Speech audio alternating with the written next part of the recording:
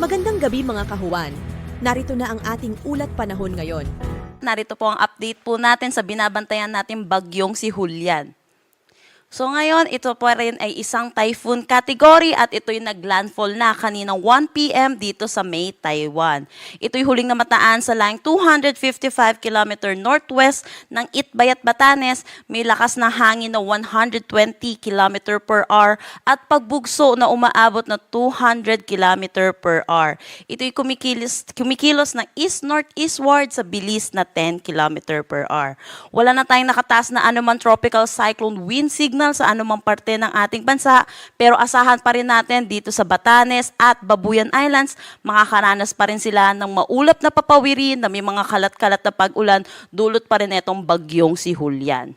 Samantala, asahan naman natin yung trough or yung extension netong bagyong si Julian ay magdadala din ng maulap na papawirin na may mga kalat-kalat na pag-ulan dito sa may Ilocos Region, Apayao, Abra, pati na rin sa may mainland Cagayan. For Metro Manila, nalalabing bahagi ng ating bansa, asahan po natin makakaranas tayo ng mainit at maalinsangan na tanghali hanggang hapon na mataas ang tsansa ng mga pag-ulan sa hapon at sa gabi dulot ng mga localized thunderstorm.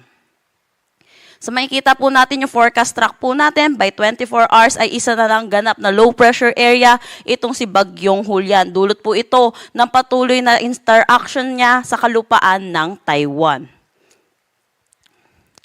Para naman sa magiging panahon po natin bukas ay asahan po natin dito sa atin sa Luzon, makakaranas po tayo ng maaliwalas na panahon pero mataas pa rin ang tsansa ng mga pag-ulan sa hapon at sa gabi dulot ng mga localized thunderstorm. Kung makikita po natin dito, makakaranas ng maulap na papawirin na may mga kalat-kalat na pag-ulan dito sa may Davao, dulot naman ng easterlies or yung mainit at maalinsangan na hangin na nagagaling sa dagat Pasipiko.